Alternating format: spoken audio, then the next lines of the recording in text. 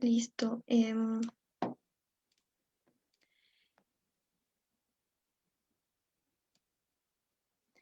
Muy buenas noches a todos y bienvenidos al cuarto taller de investigación aplicada de la gestión 2021 de la Fundación ARU junto al Instituto de Investigaciones Socioeconómicas de la Universidad Católica Boliviana, ISEC.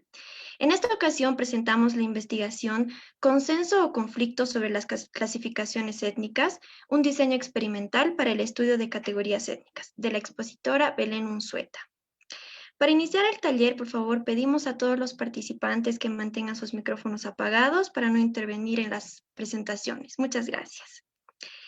Como primer punto del programa, invitamos al director ejecutivo de la Fundación ARU, Álvaro Chirino, quien dará las palabras de bienvenida. Adelante, por favor. Gracias, Stephanie. Muy buenas noches a todos. Fernanda, Belén, Natalia. Para mí es un placer dar la bienvenida a este cuarto día de la gestión 2021. Creo que estamos avanzando bastante bien en estos talleres. Pues simplemente recordar el espíritu de este espacio, que es compartir investigaciones en proceso, en algunos casos ya culminada, con la idea de intercambiar opiniones, ideas, mejorar en algunos casos líneas de investigación. También mencionar en este caso que con Belén hicimos un trabajo junto con la Fundación ARU a mediados del 2020, en un acuerdo conjunto entre la investigación que ya lidera y ARU haciendo un poco el trabajo de recolección de información en esta temática que justamente hoy nos va a presentar. Y para nosotros es un gusto poder tener este espacio para conocer uno de los resultados de este estudio, ¿no? Así que las invitamos a escuchar, a plantear sus preguntas, sus dudas también, a hacer una discusión interesante en este taller y bueno, adelante. Gracias.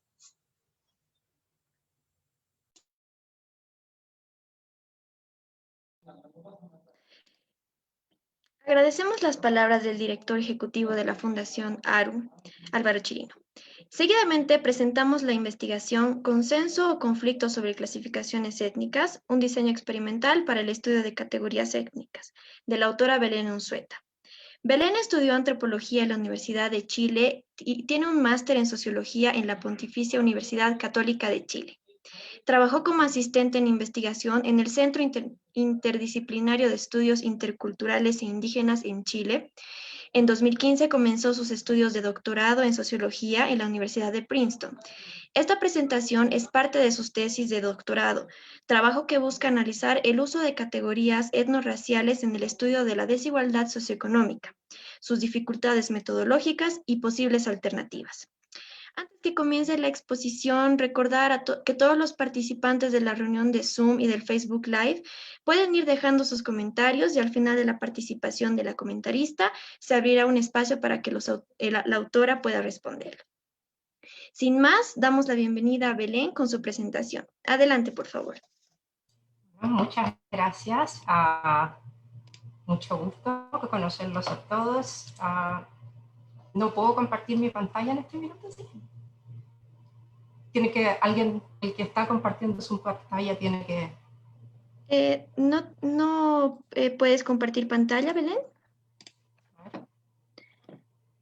¿Ven eso? Ahora sí, se sí. ve.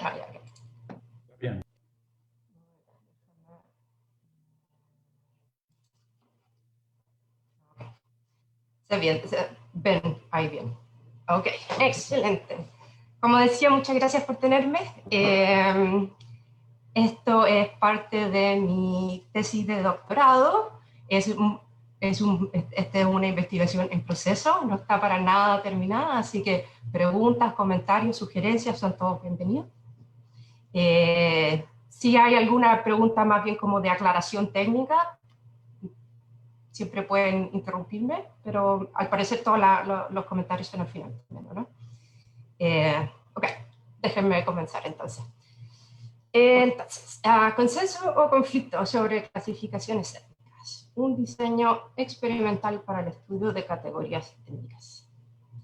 Entonces, partir por un poco por la motivación de esta tesis y por qué estudiar estas categorías. ¿Sí?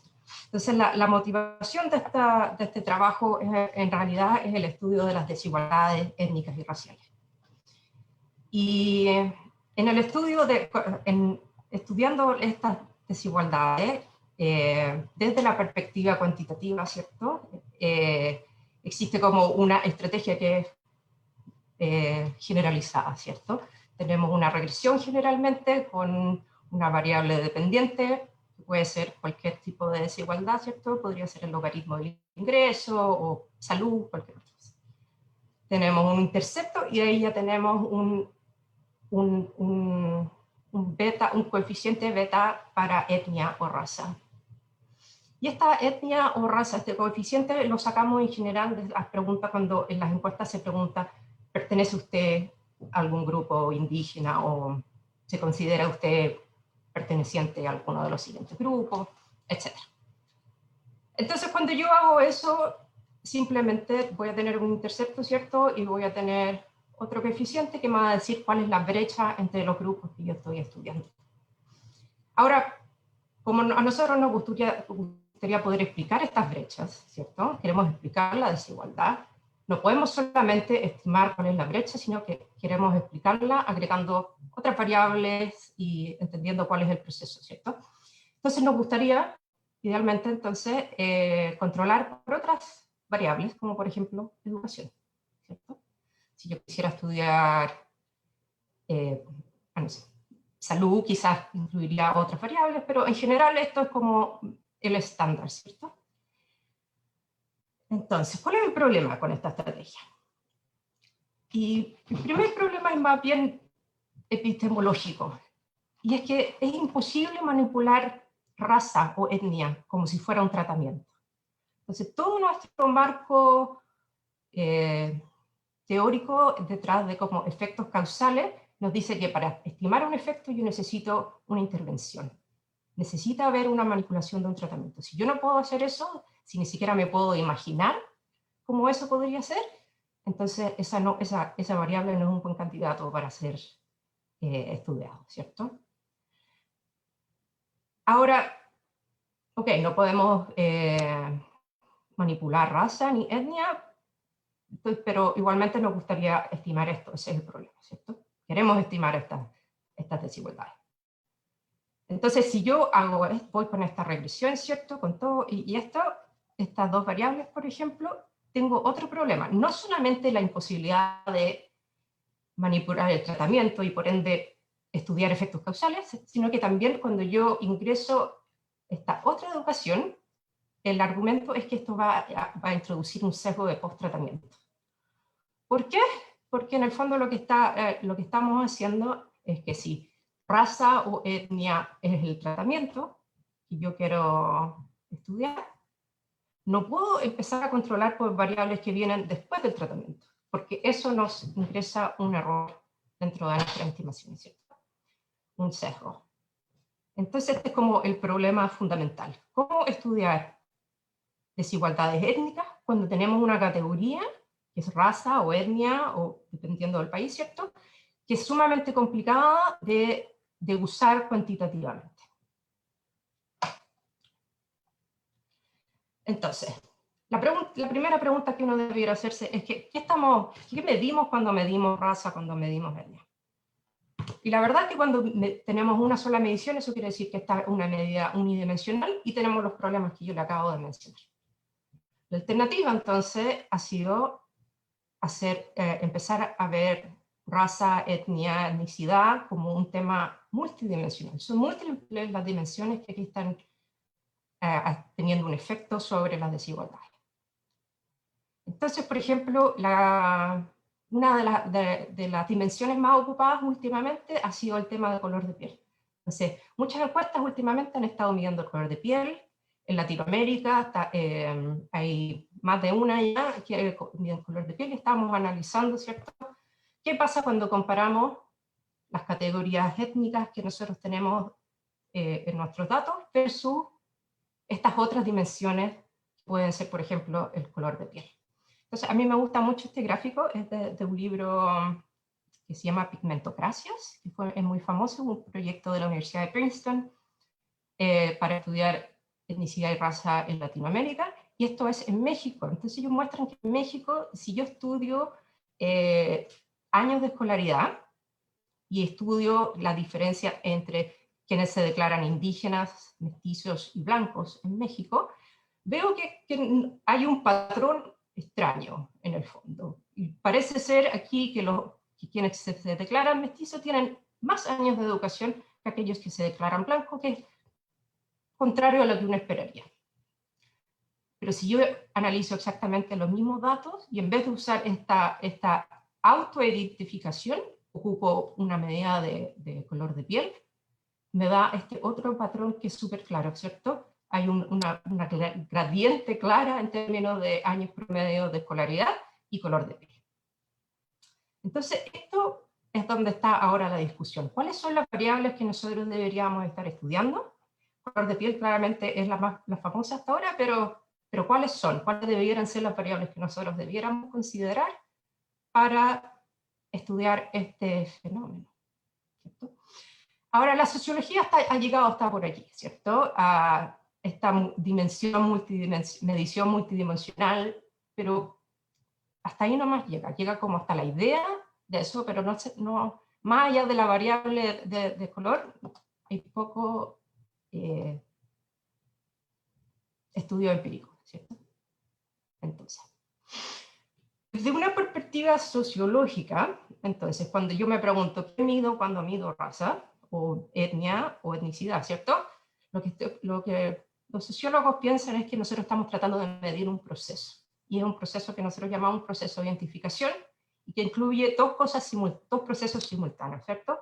Uno es la autoidentificación con ciertas categorías étnicas, y el otro es que otros identifiquen a otras personas con esas categorías étnicas. Y esas dos cosas son analíticamente distintas. Y es un proceso donde ambas cosas están, en el fondo hay un feedback loop. Ambas variables están incidiendo una en la otra, ¿cierto? No son independientes y están constantemente. Y de este análisis, o de este entendimiento de la identificación como este doble proceso, se entiende también que autoidentificación, que es la variable que efectivamente nosotros medimos cuando en las encuestas y en los censos, ¿cierto? Tiene un grave problema de sesgo de selección, ¿cierto? No cualquier persona dice que se declara de alguna categoría. Y esa categoría que yo me autoidentifico puede estar relacionada con exactamente las mismas cosas que nosotros estamos tratando de estudiar, que son las desigualdades étnico-raciales, ¿cierto? Entonces, por ejemplo, si la autoidentificación se ha mostrado, por ejemplo, en muchos países que cambia y se hace más blanca mientras mayor estatus socioeconómico. Entonces, money whitens, dicen en Estados Unidos. El dinero te hace más blanco.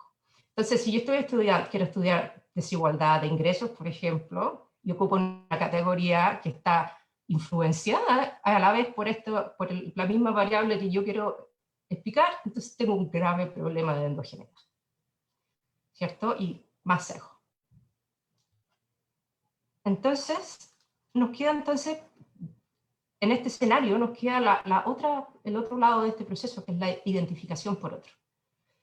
Y existe la posibilidad de pensar de que quizás identificación por otros sea una variable un tanto más estable que autoidentificación, y quizás sea más fácil de ocupar y utilizar en términos de estudiar desigualdades. Entonces, ¿cómo podríamos estudiar identificación por otro? Mucha gente ocupa, por ejemplo, muchos investigadores ocupan variables que son identificación por el encuestador, ¿cierto? El encuestador pregunta a la persona cómo se identifica, pero el encuestador mismo hace también una evaluación de la persona y dice, a mí me parece que esta persona es, no sé, indígena, por ejemplo, o mestiza, etc. Entonces, por ahí va la cosa y la gente está usando estas variables, color de piel, las categorizaciones que hacen los encuestadores, etc. Ahora, aquí es donde viene mi investigación y luego de esta motivación, ¿cierto? Entonces, mi pregunta, o sea, mi proyecto es el siguiente. Si nos podemos concentrar en cómo otras personas identifican, no como yo me identifico a mí mismo, sino como yo identifico a otros, quizás podríamos encontrar una variable que nos ayude a estudiar. Ahora, según mi perspectiva, yo digo, en el fondo, cuando yo le pregunto al encuestador, esa variable a mí no me gusta, porque lo que yo quiero, mi hipótesis aquí es que en realidad estas cosas es bien variable, en el sentido que puede que existan muchas formas de identificar a otros, pueden haber distintas formas de categorizar a otros. Entonces, de aquí viene la pregunta de la investigación, que era si existe acuerdo sobre el modelo de etnicidad en Bolivia. Y el objetivo es simplemente caracterizar ese nivel de acuerdo e identificar cuáles son las fuentes de desacuerdo. Y tengo dos hipótesis principales, que son, la primera, da la misma información sobre una persona, los encuestados llegarán a distintas conclusiones acerca de su identidad étnica. Y la segunda hipótesis es que el desacuerdo respecto de la aplicación de categorías étnicas es el resultado de distintos modelos de etnicidad en oposición a cierto error aleatorio alrededor de un solo modelo. Ahora, estudiar heterogeneidad cultural, distintas formas de utilizar estas variables, en el fondo, en teoría debiera tener poca relación con ciertas variables sociodemográficas. Entonces, si yo quiero encontrar heterogeneidad, no puedo usar la estrategia más típica, que es incluir ciertas interacciones con ciertas variables que yo me imagino que podrían tener un efecto, ¿cierto? En general, si yo quisiera, esto se habla mucho en sociología de heterogeneidad en los efectos de un tratamiento, por ejemplo. Entonces, si yo quisiera saber, este tratamiento tiene un efecto distinto para hombres y mujeres, por ejemplo. Pero cuando se trata de temas culturales, los sistemas culturales se supone que son más autónomos o relativamente más autónomos de estos factores. Entonces, usar esa estrategia no sería lo indicado. Entonces, desde esta perspectiva, yo dije, ok, yo voy a acercarme a este problema como si este fuera un problema de heterogeneidad no observada. Que simplemente significa que existen diferencias de los efectos, ¿cierto? Pero a lo largo de variables que nosotros no observamos. Entonces, eso es la heterogeneidad, por ejemplo. Entonces, ¿cómo estudiar esto? Lo que yo quise hacer fue un experimento de viñetas. Y esto es un ejemplo de las viñetas que utilizamos. Entonces, la viñeta aquí está describiendo a una persona hipotética. Entonces, esta persona hipotética está siendo descrita en varias dimensiones, ¿cierto? Yo estoy hablando de esta persona, digo su apellido, estoy describiendo su físico, estoy diciendo dónde vive, si sabe hablar una lengua indígena, si está interesado en tradiciones. Y una vez que los encuestados leen esto, la pregunta es, ¿identificaría usted a esta persona como indígena, sí o no? Y eso es una viñeta. Entonces, en esta viñeta hay 6 dimensiones, que son las que les acabo de mencionar, ¿cierto? Tenemos una dimensión que es como que trata de capturar origen étnico utilizando el apellido, usando apellidos indígenas y no indígenas. Apariencia física, describiendo a la persona de piel morena versus piel clara. Elementos socioculturales, la lengua materna y el interés en la cultura, y ciertas variables geográficas que son cierto oriente-occidente en este caso, y rural-urbano. Así que eso es un diseño a 2 elevado a k. Entonces, acá en este caso, son estas 6 dimensiones, son entonces 2 elevado a k, son 64 combinaciones de todas estas viñetas. Todas las combinaciones posibles son en total 64. Entonces, Ahora, yo no le puedo preguntar 64 viñetas a cada encuestado, porque se van a cansar, se van a aburrir, y al final la información no va a ser de la misma calidad que yo quisiera. Entonces yo utilicé una cosa que se llama diseño en bloques. Esa traducción es mía, se llama Confounded Block Design, pero es difícil encontrar traducciones para estas cosas metodológicas. Así que, un diseño en bloques. ¿Ya? Eso quiere decir que, número uno, este era un diseño within subject, like dentro del sujeto. Entonces, cada sujeto cada encuestado va a responder 8 viñetas. Y vamos a dividir a todos los encuestados en 8 grupos distintos, y a cada uno de ellos yo le voy a dar distintas viñetas. Y con esos 8 grupos tengo todas las 64 combinaciones posibles. Pero Con este diseño... ¿Puedo hacerte una consulta? Sí. Si es que vas al el slide anterior, ¿no es la dimensionalidad aún mayor? Porque en elementos socioculturales, que es como una sola dimensión, creo, tienes este tema de interés en la tradición y cultura indígena, que para mí tiene algo que ver con educación. O sea, alguien que tiene interés en alguna cosa como tradición y cultura indígena, me parece que está correlacionado con educación. Entonces, al indicar eso, ¿no hay otra dimensión más ahí? Bueno, siempre está la preocupación de que estas dimensiones estén diciendo algo más de lo que dicen, ¿cierto? Que es lo que tú me estás diciendo. Si yo digo que alguien está interesado en la cultura, quizás indirectamente estoy diciendo, esta es una persona más educada. Es que alguien esté interesado en la musicología de este grupo étnico. Eso sugiere que esta persona sabe algo sobre teoría de la música, sobre lo que yo no sé nada, y eso me dice esta persona es más educada que yo, porque sabe algo sobre teoría de la música. Sí. Yo elegí esta forma de presentarlo porque quería una forma bien laxa de presentarlo. Quería que la gente lo interpretara de una manera bien ambigua, como a propósito, en el fondo, ¿cierto? Si yo decía, no sé, esta persona, qué sé yo, participa de ciertas festividades y festejos, quizá iba a ser como demasiado... Ahora, el tema de educación puede ser, la verdad es que podría ser, pero... Está bien, adelante, solamente algo que pensé, adelante. Sí, no lo había pensado en el caso relacionado con educación, pero podría ser. Me pone, gracias por apuntar a eso. Bueno, déjame terminar con esto rápidamente. Entonces, la resolución de este diseño, entonces, es una resolución de número 4, si es que eso quiere decir simplemente que yo puedo estimar todos los efectos principales de estas dimensiones. Entonces, son 6 dimensiones. Las tengo divididas en 4 porque son 4 componentes, pero son 6 dimensiones. Entonces, 2 elevado a 6. Okay. Entonces, la recolección de datos estuvo a cargo de Fundación ARU, con quien estoy muy agradecida. En octubre del año pasado, las 2 semanas previas a las elecciones. Esto fue un poco a propósito, porque yo quería un momento complicado, pero también al final fue lo que sucedió también dado la pandemia. Entonces, quería teóricamente los sociólogos hablan como de unstable o como de momentos inestables, que puede ser que sea más fácil en esos momentos inestables entender este tipo de clasificaciones. Entonces, bueno, las elecciones eran claramente un momento de tensión e inestabilidad.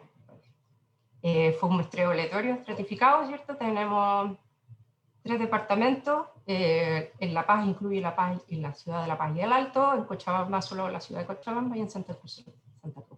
Y un total de 829 casos. Ok, la metodología. Entonces, lo primero que yo hago es, dado que yo le estoy pidiendo a los encuestadores que clasifiquen a las mismas personas, ¿cierto? A las mismas combinaciones de personas, yo puedo hacer una medida que se llama de confiabilidad entre evaluadores, Inter-Rater Reliability. Entonces, lo que esta medida hace es simple. Vamos a tomar el conjunto de todas las viñetas y vamos a calcular en el fondo cuánto acuerdo hay respecto de estas clasificaciones, más allá del acuerdo que uno podría esperar por hacer. Y para eso yo ocupo una medida que se llama Fleiss-Kappa, que es muy regular en este tipo de medidas, y donde 0 es no hay acuerdo, o solamente el acuerdo que uno podría encontrar por hacer, y 1, el acuerdo es perfecto. Ahora, esto no nos dice mucho, no nos dice nada más bien de dónde viene el desacuerdo. Nos va a decir hay acuerdo, hay mucho o hay poco acuerdo, pero no nos dice cuál es el origen del desacuerdo. Entonces, para estudiar eso, que es la segunda hipótesis en el fondo, yo ocupo un modelo mixto, se llama un Finite Mixture Model. Y lo que hacen estos modelos es, en el fondo, en vez de modelar una distribución, modela una mezcla de distribuciones. ¿No? Y esto es como la distribución, ¿cierto? Y en el fondo lo que está diciendo acá es que la distribución en el fondo va a ser la suma de todas estas distribuciones binomiales.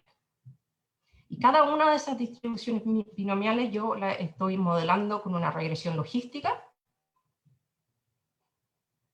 que ocupa solamente las dimensiones de las viñetas como variables independientes. De nuevo, no quiero agregar género, no quiero agregar ninguna variable socioeconómica, solo quiero estudiar desde el punto de vista de estas dimensiones, cuáles serían más o menos los modelos de etnicidad que existen muy bien. Pero además, los experimentos factoriales tienen una ventaja que en el fondo lo que hacen es que todas estas dimensiones, todas estas variables son ortogonales. Son todas independientes de las otras, entonces da lo mismo si yo no incluyo otros controles, porque estos siguen siendo los efectos no cambiarían si yo controlara por otras cosas. Eso. Y lo otro que yo ocupo es una cosa que se llama el análisis cualitativo comparado, y en específico un análisis de condiciones necesarias.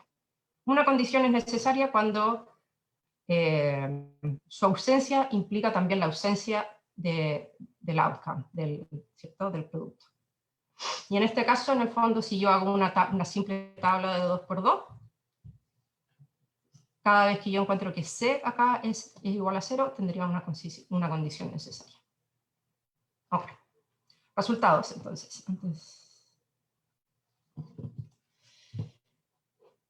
La confiabilidad entre evaluadores, esta medida de acuerdo que existen sobre estas clasificaciones, es muy baja. Para la muestra completa es 0.068, que es muy, muy bajo. Cualquier cosa bajo 0.2 es un nivel de acuerdo muy, muy bajo. Ahora podemos decir, ok, quizás acá tenga que ver con las ciudades, hay una estratificación, ¿cierto? Voy a respetar esos estratos, voy a calcular esto separadamente, y aunque yo lo calculo separadamente, de nuevo, encuentro que cuando se trata de identificar la identidad étnica de personas, de otros, existe muy, muy poco acuerdo sobre esa medida. De nuevo, bajo acuerdo no nos dice mucho de dónde viene el desacuerdo, ¿cierto? Pero ya sabemos que hay bajo acuerdo. Entonces, para saber más o menos de dónde viene este desacuerdo, el modelo mixto, ¿cierto? Entonces, lo que yo hago acá es que este modelo va a buscar, es como una técnica como de cluster, ¿cierto? Vamos a buscar distintos tipos. Pero en vez de usar clusters hechos o componentes hechos con las características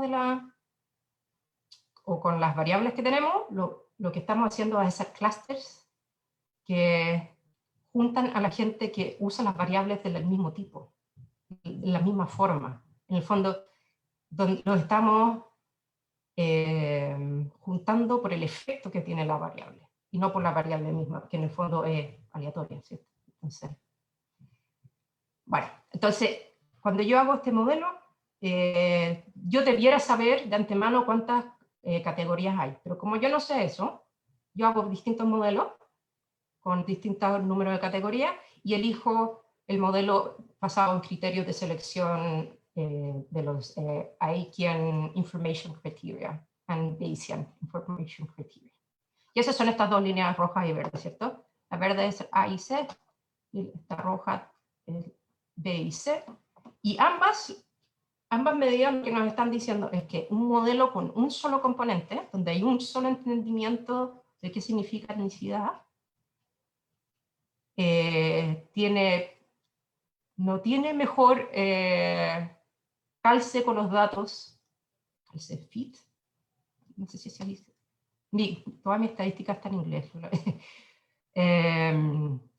Entonces, en el fondo, un modelo que tiene más de un componente tiene un mucho mejor fit con los datos. Entonces, esto es como que nos apunta, respecto de la segunda hipótesis, nos está diciendo, aquí el error o el desacuerdo no viene de un desacuerdo, de diferencias aleatorias alrededor de un modelo, ¿cierto? Como en una sola regresión, sino que aquí las diferencias están viniendo de distintas formas de entender la pregunta misma, ¿cierto? Ahora, yo elijo un modelo, una solución de tres grupos. Cualquiera de las dos tiene evidencia a su favor, pero es interesante y les voy a decir, ahí les digo cuál es el grupo que desaparece cuando ocupo solo dos dimensiones. Entonces, estos son los resultados en el fondo, es lo que yo puedo interpretar como tres regresiones logísticas, ¿ya? Y cada una de estas con los mismos datos en el fondo, pero con distintos pesos. Y estos son los tres grupos en el fondo que yo tengo. Entonces, el primer grupo está caracterizado principalmente porque el coeficiente aquí de tradición, de interés en la tradición, es de magnitud muy alta y significativo.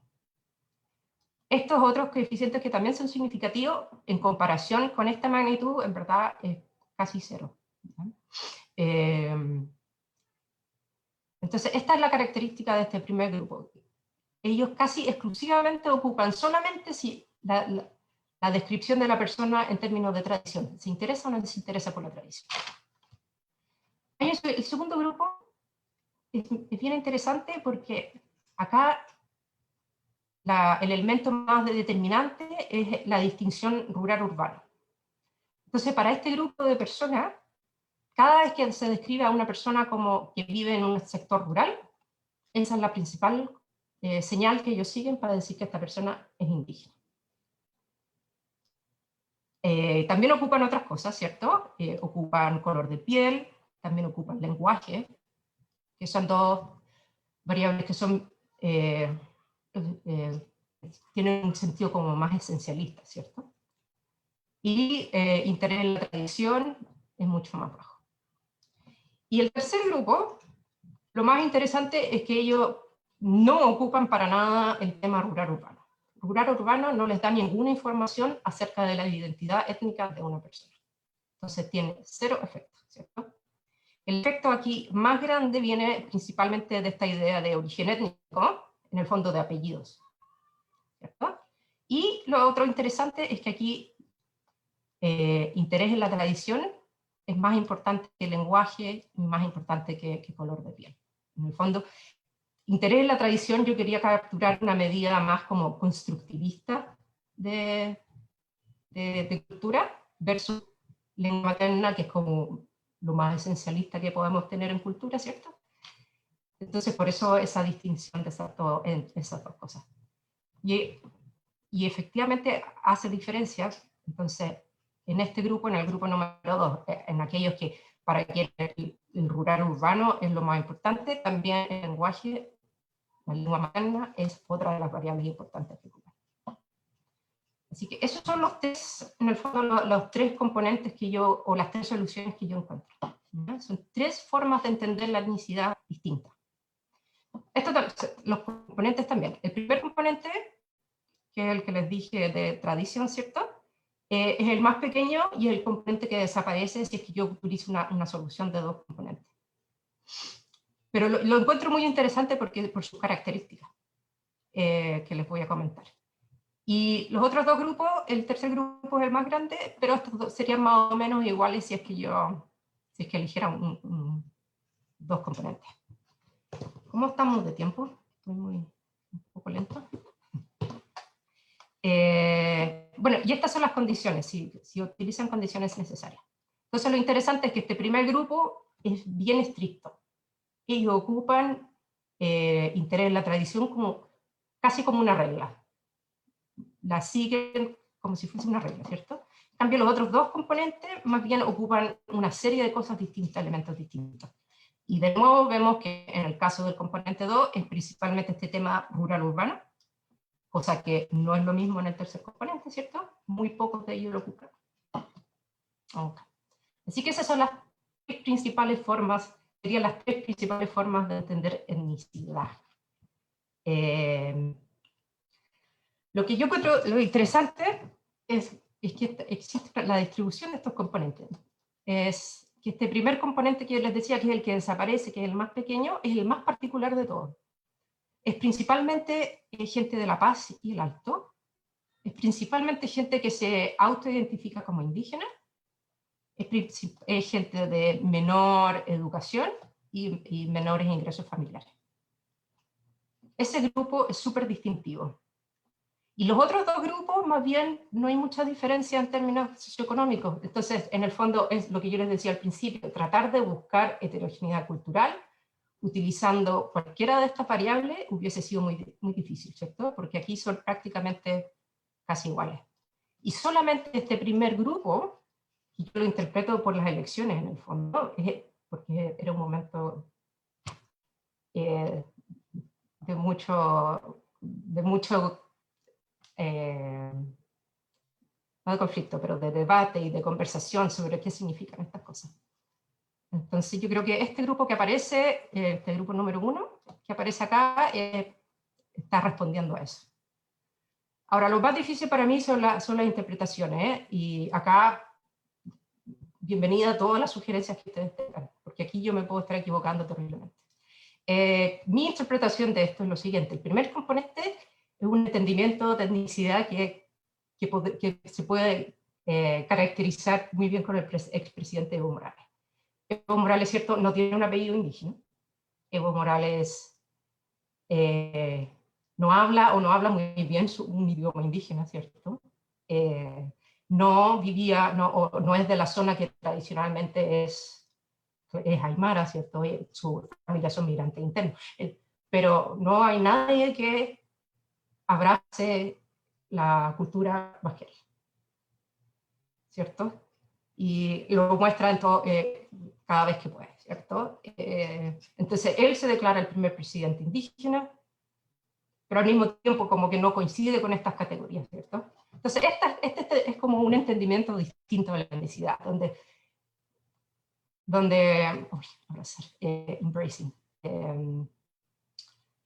que tiene que ver con esto del interés en la cultura y de darle una importancia a eso, por sobre cualquier otra dimensión. El segundo, y esto yo los llamo los culturalistas. El segundo componente los llamé los tradicionalistas, porque es como una visión muy tradicional de la etnicidad, ¿cierto? Que es rural, que es color de piel, que es lengua materna. Y el tercer componente, que yo les llamo los tradicionalistas modernos, que es muy similar al segundo componente, pero que la distinción rural-urbano está completamente obliterada, ¿cierto? No importa para nada. Y en el fondo, la gente que pertenece como a este tercer componente, a este entendimiento de etnicidad, para ellos esta imagen y esta imagen son igualmente indígenas, ¿cierto? Porque no importa el tema rural-urbano para ellos. Lo que sí importa es que estén interesados en la tradición, lo que sí importa es que tengan apellidos. Entonces, otras formas de identificar quién es y quién no es indígena. Ok, voy a terminar ahí, y solo unos comentarios finales. Yo creo que tengo buena evidencia de que existe heterogeneidad en la forma en que la gente aplica estas categorías étnicas, en el fondo que existen distintas formas de entender qué significa etnicidad. Y bueno, y lo que me interesa a mí es qué implicaciones puede tener esto para el estudio de la desigualdad, ¿cierto? Y ahí lo que yo estoy pensando, y que es lo que voy a trabajar en este año, ¿cierto?, es tratar de desarrollar una medida de identificación por otros. Entonces, tratar de, en vez de tener una medida de cómo se identifica la gente, tratar de medir la probabilidad de que alguien sea identificado como alguna categoría étnica. Y es mi esperanza de que esa medida pueda ayudarnos a entender cómo se dan estas desigualdades. Y en eso voy a estar trabajando este año. Así que, bueno, voy a terminar con eso. Preguntas, comentarios, sugerencias, todo bienvenido. Muchas gracias.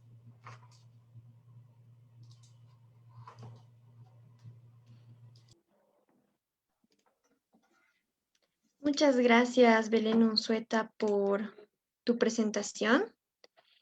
Recordarles, por favor, a todos los participantes que después de los comentarios de la comentarista vamos a abrir un espacio para preguntas y debate para que puedan expresar sus comentarios, consultas desde la reunión de Zoom o también desde el Facebook Live. A continuación tendremos los comentarios de Natalia Pérez al documento presentado. Natalia Pérez es politóloga con especialización en temas electorales. También ve temas de cohesión social y proceso de políticas públicas. Es investigadora asociada y parte de la Asamblea de Miembros de Fundación ARO. Tiene experiencia en docencia universitaria y actualmente ejerce de profesional independiente. Te cedemos la palabra, Natalia. Adelante. Gracias, Stephanie. ¿Me escuchan? ¿Se escucha bien? Sí, se escucha. Sí, ya. Gracias. He estado con la conexión un poco inestable, entonces necesitaba la confirmación. Gracias, Belén, por tu presentación. Ha sido realmente interesante tu trabajo, sobre todo en este campo, ¿no? En Bolivia, y como tú has dicho, en un momento no lo has llamado de inestabilidad, pero un poquito sí ha sido el año pasado, ¿no? En el contexto previo a las elecciones. Y aquí voy a hacer un disclaimer. Yo soy politóloga, entonces lo voy a ver desde otra perspectiva.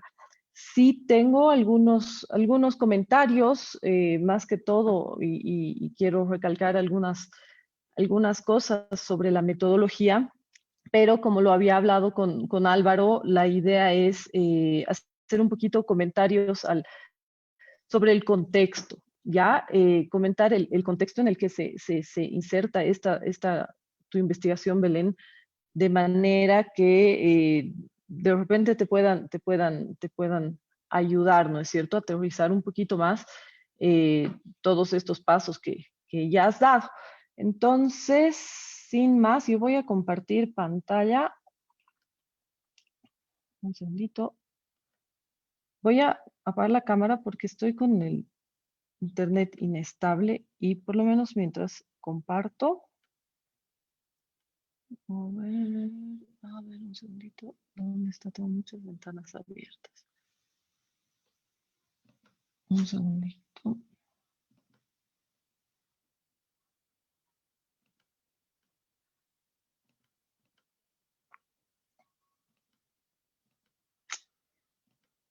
Ya.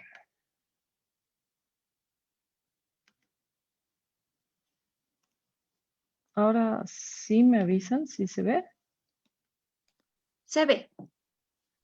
Súper. Listo. Ya. Esto es un poquito lo que yo quiero ver ahora, lo que yo quiero comentar. Muy brevemente, porque esto Belén ya lo va a ampliar mucho más con todos los resultados de estas investigaciones y lo que vaya a seguir haciendo. Es esta relación entre la desigualdad y la identidad étnica. Después yo quiero ver algunas cuestiones sobre la conceptualización. Ella ya las ha mencionado, pero quiero complementar algunos, no sé si problemas o tal vez dificultades que hay al momento de conceptualizar cuestiones tan mutables, digamos, como las identidades o subjetivas, ¿no? Esto ya lo vamos a ver. Después quiero mencionar algunos de los principales aportes del trabajo de Belén, y después quiero comentar los resultados y ver cuáles son las implicaciones para políticas públicas. ¿Ya? Entonces, sin más, comenzamos.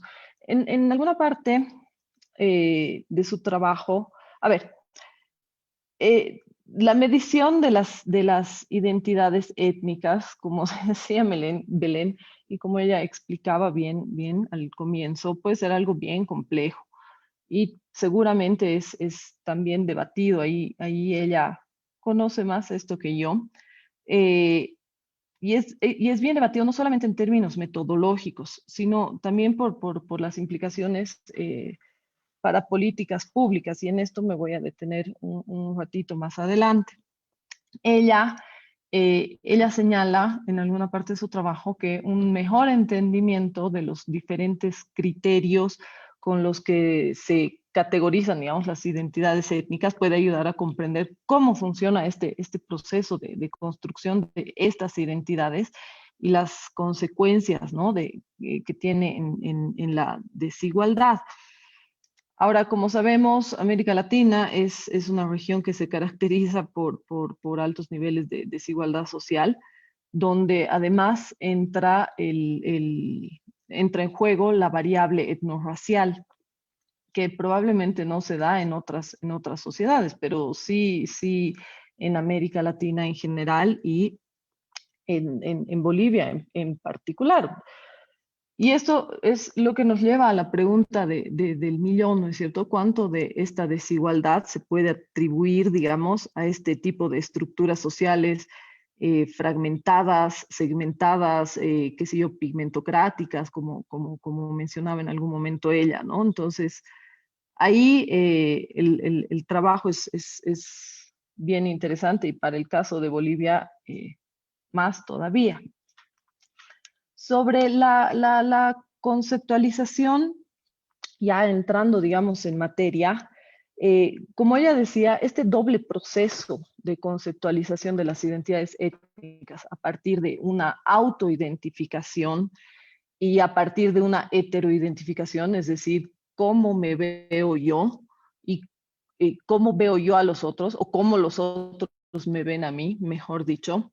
Este doble proceso de conceptualización va a ser inevitablemente problemático, digamos. No sé si problemático es la palabra, pero bueno, va a tener algunas consecuencias también, ¿no es cierto? Algunos sesgos. No sé si va a tener implicaciones en la precisión de los resultados, o no lo sé, pero sí es un poco complicado. Y ahora lo que quiero decir es ¿por qué? En primer lugar, porque existen pues consecuencias derivadas de este tipo de clasificación, ¿no es cierto? O sea, cuando nosotros nos autoidentificamos, se crean automáticamente, o cuando se pretende hacer, mejor dicho, una clasificación, una categorización, se crean pues automáticamente grupos diferenciados, ¿no? Antes, indígenas y no indígenas. De repente, después de la Constitución del 2009, ya no son solamente indígenas y no indígenas, sino son aymaras, quechuas, guaraníes, mestizos, etcétera, ¿no? Ya hay una clasificación dentro del grupo de indígenas, ¿no? Y esta, si es que fuera el caso, ¿no?, que esta clasificación es tan férrea, tranquilamente pues puede calar en el imaginario colectivo de la sociedad, creando, digamos, una idea excluyente y bien impermeable de lo que les decía, ¿no? De un nosotros, de un yo y de un ellos, de los otros, ¿ya? Y bueno, no hace falta decir de los riesgos que esto conlleva en términos fragmentación, segmentación, alienación, polarización, etcétera, y todas esas acciones, y muchas de las cuales nosotros estamos viviendo en Bolivia, ¿no? Y en segundo lugar,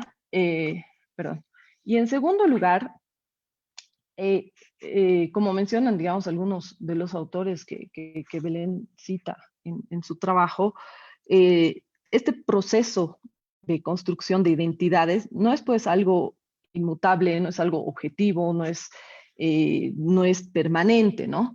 Sino todo lo contrario.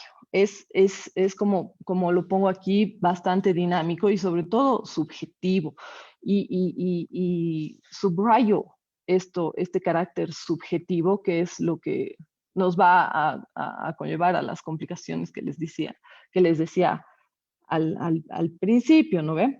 Y dinámico, digamos, en el sentido que en Bolivia, por ejemplo, hemos pasado desde la revolución del 52 por un largo intento de consolidación del Estado-nación, ¿no es cierto? Que de repente, o sea, no ha sido tan de repente, ¿no? Pero bueno, en el 2009 tenemos una nueva constitución, un nuevo modelo de Estado plurinacional, con el reconocimiento oficial, por lo menos, de ahí pleno ya es otra discusión, digamos, pero con el reconocimiento oficial de todas las entidades, identidades étnicas, ¿no? que hay en el país, que les decía, ¿no? Por lo menos, no sé si que hay es la palabra, si haber es la palabra, pero por lo menos que se declaran en el país, ¿no es cierto? Ahí están las 36 nacionalidades. Y sobre todo subjetivo, porque en una sociedad, digamos, tan diversa y heterogénea como la nuestra, que hay que decirlo, se ha caracterizado por ciertas estructuras de dominación. Aquí, pues, por supuesto que la subjetividad va a ser determinante, tanto en términos de una adscripción propia, es decir, de una autoidentificación, como una categorización por parte de los otros, es decir, una heteroidentificación. ¿Por qué? Porque estos dos procesos van a obedecer precisamente a estos mandatos sociales de lo que es aceptado, de lo que puede ser aceptado, de lo que es superior, de lo que es mejor, digamos, ¿no? Solo como anécdota, aquí quería mencionar, hace un par de meses, yo escuchaba a un analista decir algo así como que si todos en Bolivia nos hiciéramos esta prueba de sangre, en la que sale el porcentaje de ascendencia etnorracial, de repente ahí Belén sabe un poco más y nos puede comentar.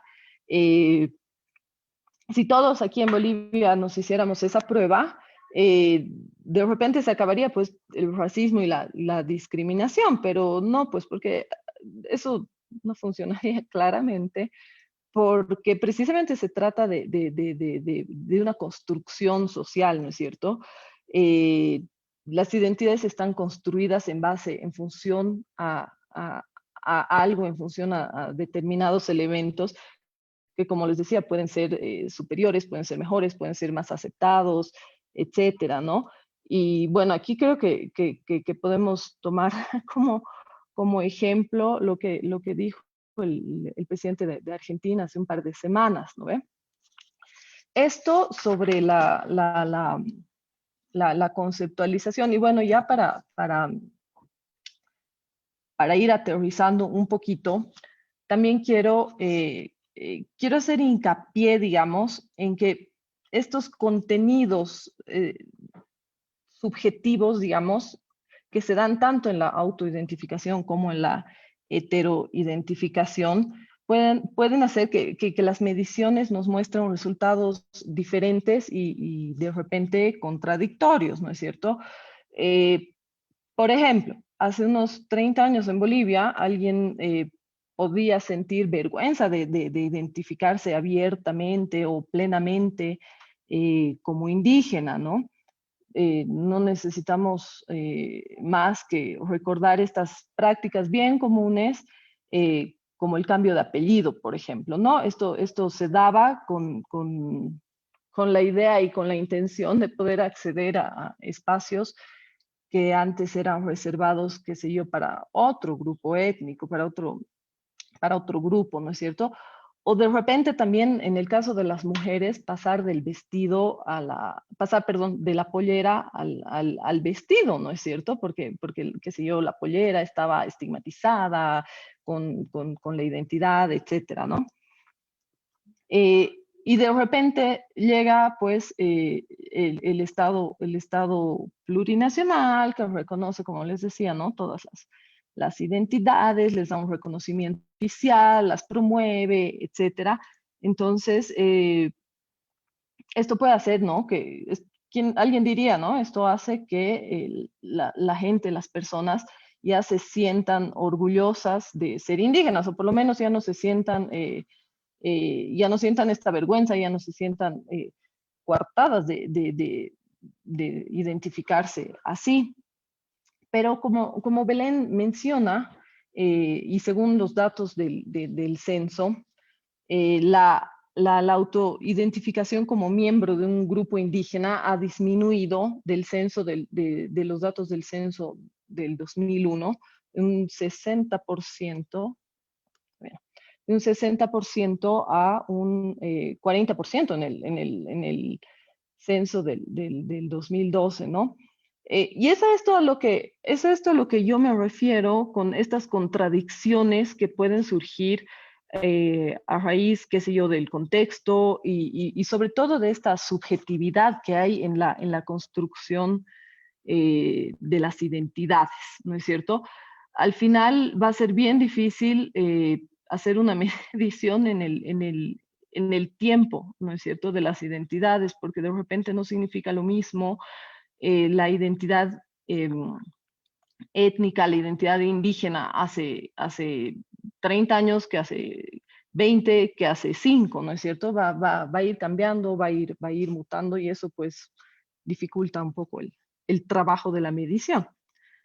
¿Qué más? Belén ha hablado y ella utiliza estos experimentos de viñeta. También hay estos experimentos y que son los que más conocemos nosotros en la fundación, los de experimentos de heteroidentificación y otros en los que se tiene que, por ejemplo, asignar un número al color de la piel, ¿no es cierto? Un valor al color de la piel. ¿Y a qué me refiero aquí? Aquí entran dos temas, ¿ya? Porque yo voy a asignarle al otro, a la fotito que me están mostrando, etcétera, yo le voy a asignar un número, un color de piel en función a mi color de piel, ¿no es cierto? En primer lugar, en función a cómo yo me considero a mí, cómo yo considero que es mi color de piel, y en función de eso al otro lo veré pues más claro, más oscuro, menos claro, menos oscuro. Eso por una parte. Y por otra parte, aquí también entran en juego las aspiraciones, ¿ya? Y esto en un contexto donde puede haber, qué sé yo, más probabilidades de movilidad social. Yo estoy viendo a alguien y quiero parecerme a ese alguien, entonces voy a asignarle otro número al que, qué sé yo, corresponde con la paleta, ¿no es cierto? Ahí que ya en teoría es algo más objetivo.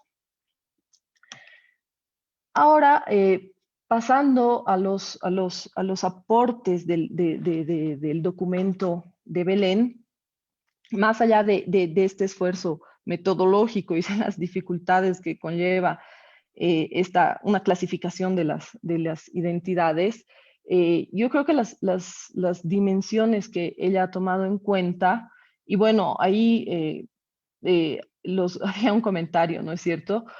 Había un comentario sobre por ejemplo, la variable educación y todo eso que no se había contemplado y todo esto que implicaba y estas consideraciones bien típicas de los economistas. Sin embargo, yo creo que las dimensiones han contemplado los principales los principales marcadores étnicos, ¿no es cierto? Ella hace mención a la apariencia física, a la ancestralidad que lo mide con el apellido, etcétera, a sus alimentos socioculturales y demás, a todo esto. Y lo que a mí me ha parecido súper interesante es que ella ha incluido la variable región, ¿ya? Y aquí de nuevo, ¿no? En el contexto, creo que se me está acabando el tiempo. Ya, gracias, Steph. Voy a... Te quedan 10 minutos, de 5 a 10 minutos. Ah, ya, gracias, voy a volar entonces.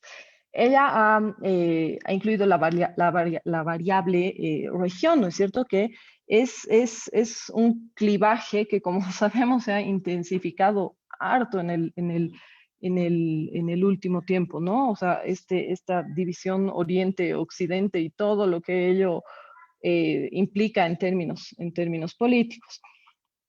Después, los resultados que ella ha obtenido un poquito confirman este carácter dinámico y subjetivo de la construcción de las identidades étnicas, porque vemos, por ejemplo, que no existe un acuerdo sobre un modelo único de clasificación de identidades étnicas. Si bien cada uno tiene un peso, cada uno de estos tipos, de estos componentes tiene un peso, son diferentes variables las que predominan, digamos, en cada uno de estos tipos. Y sobre esto voy a volver después. Y bueno, y creo que la identificación de los tres diferentes tipos es uno de los principales aportes. Y ahora, algunos comentarios sobre los resultados, ¿ya?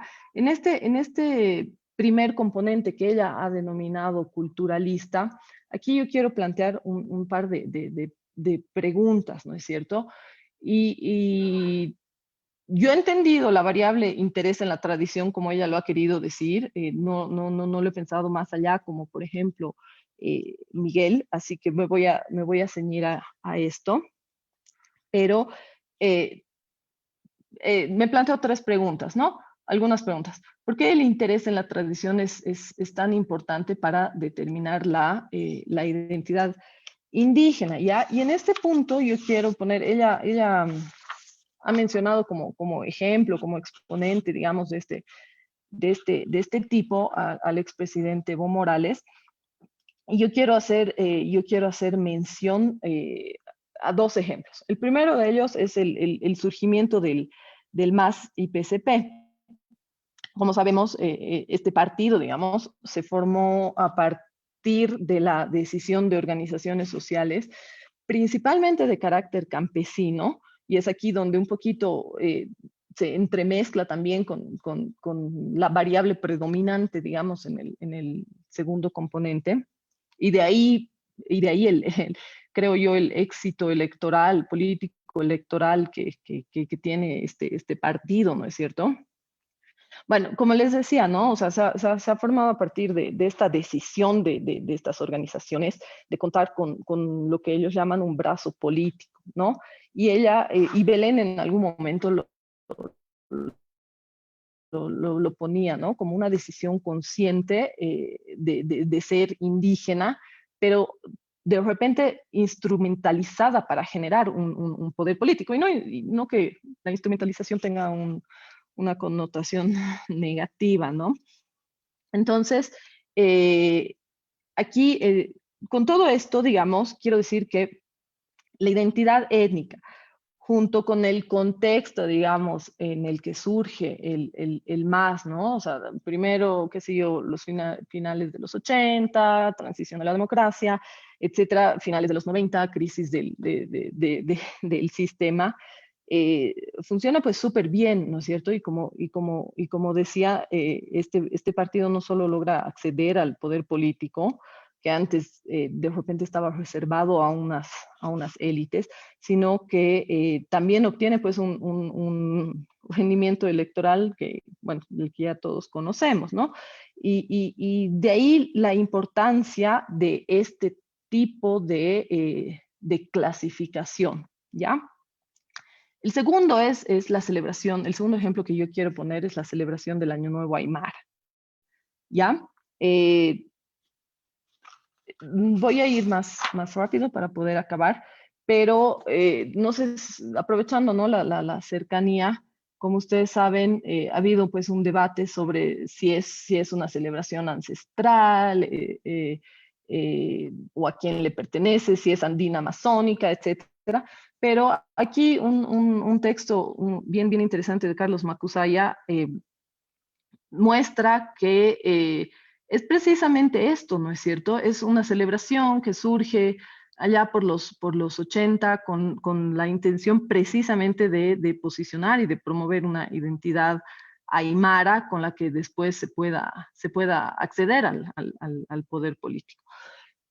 La otra pregunta que yo tengo aquí es ¿por qué sobre todo en La Paz y no así en Cochabamba o Santa Cruz? Y no es pues casual que en este tipo, que este modelo, digamos, sea predominantemente en La Paz, ¿no? O sea, aquí tenemos a La Paz como centro del poder político y de repente puede parecer que es estirar mucho la pita, pero aquí entra todo esto que es el centralismo, las autonomías, etcétera, ¿no? El poder político, o sea, el poder político que ha estado y está concentrado en La Paz. Eso por una parte.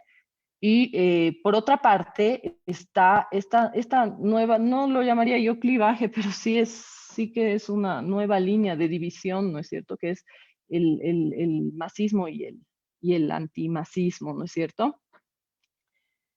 Y después, no me voy a detener en esto, pero creo que podemos pensar que tiene que ver el estatus socioeconómico, que según los resultados de Belén eran los estratos más bajos, ¿no? Los que se adscribían a este componente. Y aquí yo tengo la pregunta, porque es la entrada del gran poder, y yo me ponía a pensar, o sea, en términos de tradición cultural, a mí se me ocurre, los transmisores son pues así de esto, la entrada del gran poder, las personas que promueven esto y no precisamente tienen bajos ingresos económicos, pero eso se puede discutir. En el segundo componente, que ahorita ya no recuerdo, bueno, el peso era un poco mayor que en el primero, pero menor que en el tercero. Aquí yo no sé, y esto se puede discutir, lo veo como una visión más estática, ¿no es cierto? Porque está ligada al espacio rural, en tanto y en cuanto lo indígena es equivalente a ser campesino. Pero como podemos ver en el tercer componente, y bueno, aquí hay que hacer mención al contexto, la migración interna, ¿no es cierto? Hay evidencia de que la migración interna de los municipios menos poblados generalmente se dirige a El Alto y a Santa Cruz, etcétera. Pero hay este fenómeno del doble domicilio, ¿ya? Y es por eso que, me imagino que es por eso que tiene más peso este tercer componente, en contraposición con el segundo, que es parecido, pero no tanto, etc. ¿No es cierto? Aquí el factor de la territorialidad, digamos, es decir, lo urbano en contraposición con lo rural, no es tan importante como dice Belén, porque las personas que se identifican como indígenas no necesariamente son campesinas, ¿no? Y esto vemos, por ejemplo, con esto el doble domicilio que les digo, ¿no? Después de, qué sé yo, actividades estacionales agrícolas, las personas vuelven a la ciudad, trabajan de albañiles, de choferes, etcétera. O lo que se ha visto en la pandemia, ¿no? O sea, la gente que ha perdido su trabajo en la ciudad ha vuelto al campo y de hecho en algunos lugares ha habido pues una sobreabundancia, una sobreoferta de mano de obra, lo que ha terminado por, no voy a decir colapsar, pero bueno, pero por incidir en la economía. Después, otro ejemplo que yo he querido tomar en cuenta aquí, y creo que puede ilustrar este tercer componente, es la volatilidad electoral que ha habido en el Alto, específicamente de las elecciones de 2019, en las que, por ejemplo, se tenían mayores porcentajes para Comunidad Ciudadana y para CHI, que ya no me acuerdo con qué partido estaba en esas elecciones, pero que tranquilamente, o sea, tranquilamente en las elecciones del 2020 han vuelto a votar al MAS. Han migrado, no sé si han vuelto, pero han votado, han migrado hacia el MAS, y después en las elecciones subnacionales del 2021 han migrado hacia otra organización política y no han votado de la misma forma, ¿no? O sea, la votación nacional con la subnacional no ha coincidido. Esto sobre los resultados y los componentes que Belén identifica, y lo podemos reflexionar y debatir.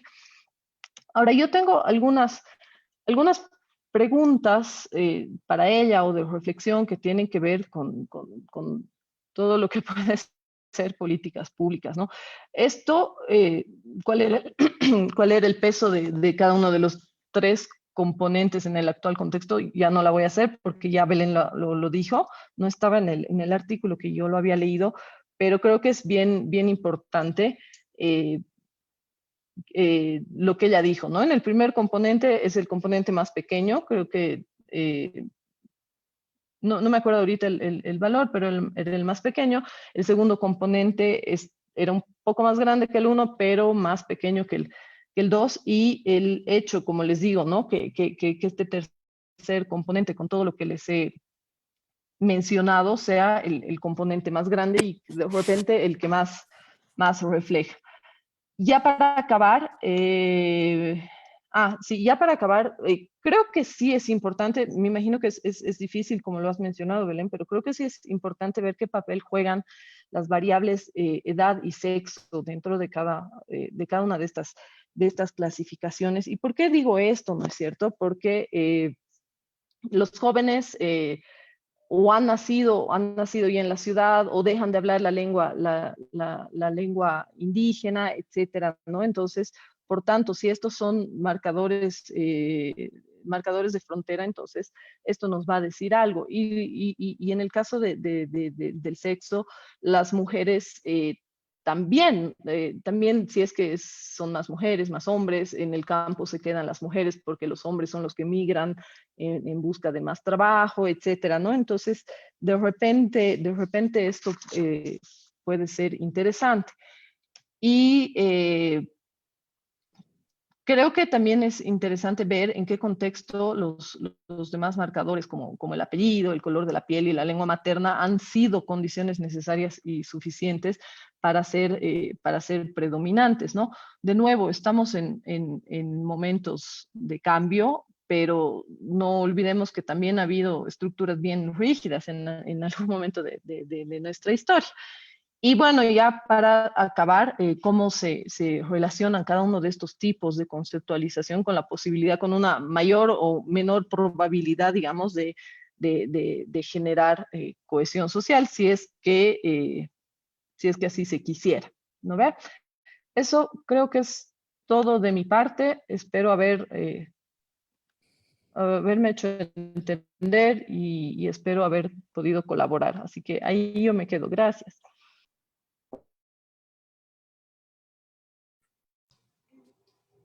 ¿Continúo yo entonces? Perdón, Belén. ¿Sí?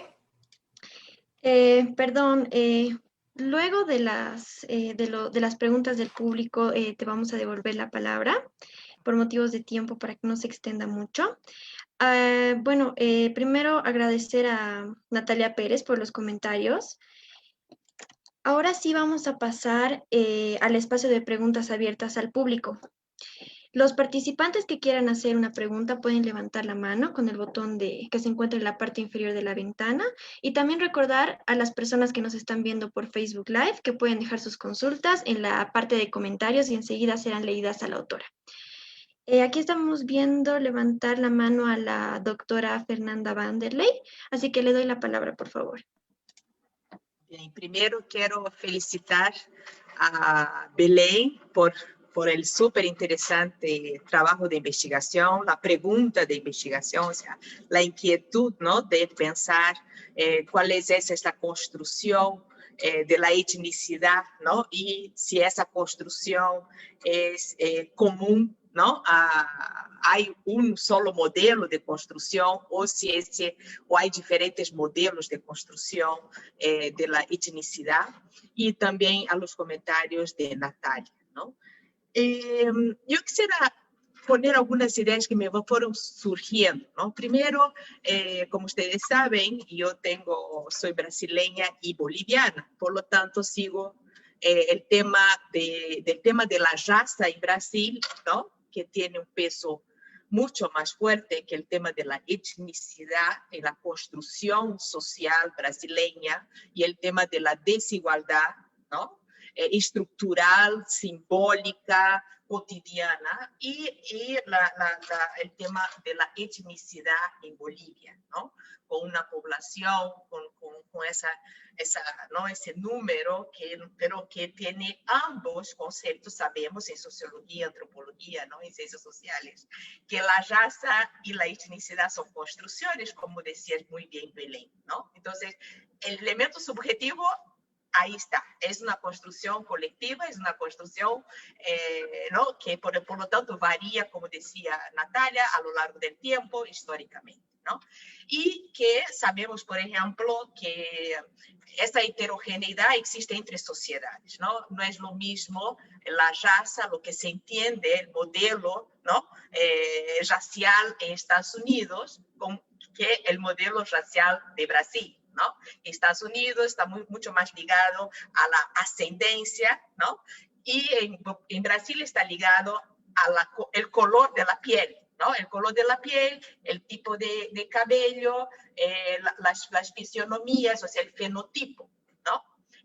Que más bien no tu ascendencia, no importa tu ascendencia en Brasil, importa cómo se ve. Y sabemos también que en Brasil hay colores que son como comodines, ¿no? Los morenos no son ni blancos, ni negros, ¿no? Y además el sol, si es verano, o sea. Entonces, o sea, eso ya sabemos, ¿no?, que eso es una construcción. Lo que me parece interesante es la pregunta de por qué en una misma sociedad pueden haber diferentes, ¿no?, modelos, ¿no? Por lo tanto, no hay un solo imaginario colectivo, ¿no? Entonces, esa pregunta me parece interesante porque, por ejemplo, en Brasil o sea, podríamos decir que hay un modelo que es dominante. Estados Unidos también, ¿no? Entonces, ok, Bolivia realmente parece, y esta hipótesis me parece muy interesante, que es una sociedad que no tiene, ¿no?, un solo modelo. Como tampoco tiene un solo modelo de estratificación social, ¿no? O sea, eso es interesante. Y todo esto también tiene que ver porque el tema de la etnicidad está en lo urbano, lo rural, y además que ya tenemos, como se dice, hay esa hipótesis, ¿no?, que yo creo que no hay estudios de movilidad social, no a la profundidad que quisiéramos en Bolivia, por varias razones, pero sabemos que, o sea, que hay una enorme heterogeneidad entre las personas que se autoidentifiquen o que sean identificados por nosotros en términos de clasificación, estratificación social, ¿no? Entonces, el tercer modelo está claro que es un modelo donde hay movilidad social, pero una movilidad social que no conlleva una unificación en términos estéticos, en términos, ¿no?, de fiesta, de cómo uno se actúa colectivamente. Y eso creo que es lo fascinante, ¿no? O sea, ¿no? Entonces, pero todo eso me lleva a poner en cuestión. O sea, quisiera un poco ver cómo reacciona, qué estás pensando sobre eso, ¿no? Y Bolivia, yo creo que, y eso también me interesaría conocer, o si lo estás captando de otra manera, pero yo creo que el tema de la forma de vestir, ¿no? La forma de vestir, la forma de peinarse, la forma de hablar, la forma o sea, el tema de la estética. La estética hay una diferencia estética, ¿no? que diferencia los grupos, que tal vez sea más importante, no sé, que el color de la piel, en el caso ¿no? boliviano, en el caso, ¿no? Y es un tema estético de cómo uno se expresa, de cómo uno encuentra lo que es bello, ¿no? En fin, entonces, ¿cómo trabajas ese tema, ¿no? Que me gustaría mucho conocer. Las implicaciones de eso yo creo que son muchas, ¿no? Y eso es muy interesante, ¿no? De pensar cómo la etnicidad es así, no tan difícil de captar, ¿no?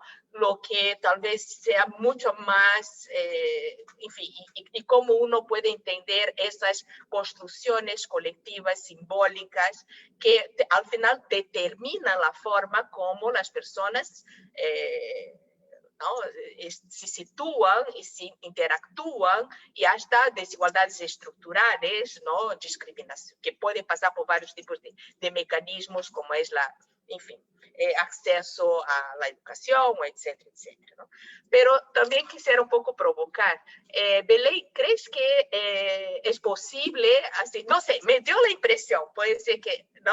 Infelizmente no he leído el documento y tengo mucho interés de leer, pero me dio la impresión que quisieras eliminar lo subjetivo, o sea, llegar a algo más objetivo. Y ahí me pregunto, ¿no? Como Natalia, ¿no? ¿Cuán posible es eso, ¿no? Entendiendo que eso es una construcción,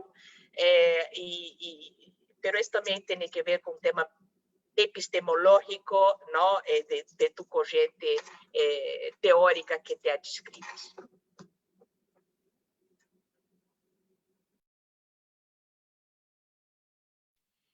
Muchas gracias, doctora Vanderlei.